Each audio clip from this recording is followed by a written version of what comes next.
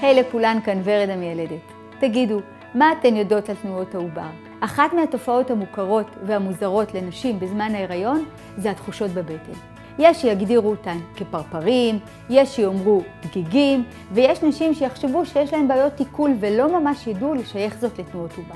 התחושות שונות אצל כל אישה ואישה.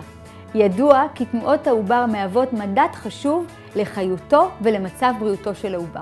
נשים מלאות ונשים עם שליה קדמית מרגישות תנועות עובר בשלב מאוחר יותר.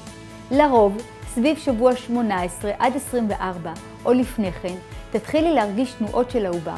בהתחלה בעדינות ובהמשך תנועות חזקות יותר. לכל עובר קצב תנועה משלו. נסי להיות קשובה לו.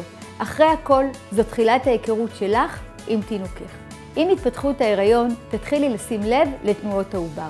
זו התקשורת הראשונית של העובר שמדווח לך שהכל בסדר. בדרך כלל, הפעילות המרבית של העובר היא אחרי ארוחה.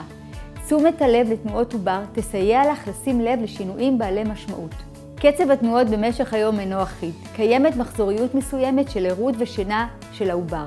כיצד תוכלי לספור תנועות?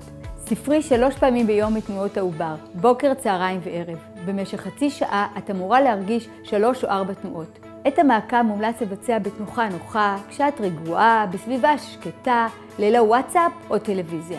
גם בעבודה מצי חדר וכמה דקות תניחי ידיים על הבטן, זה הרגע שלך ושל עוברך.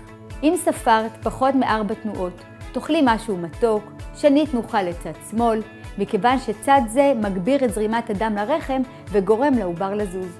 נשמי נשימה עמוקה המספקת חמצון טוב לשליה ולעובר. המשיכי לספור עוד כחצי שעה. אם הרגשת בסך הכל 6 תנועות בשעה, הבדיקה הסתיימה ואת יכולה לשוב לעיסוקייך. חשוב לדעת כי לעובר ישנם מחזורי שינה, שלעיתים מגיעים עד שעה. אם לא חש תנועות עובר או תנועות מועטות, כדאי שתתייעצי עם צוות רפואי. מעקב של מוניטור ואולטרסאונד יכולים להרגיע אותך.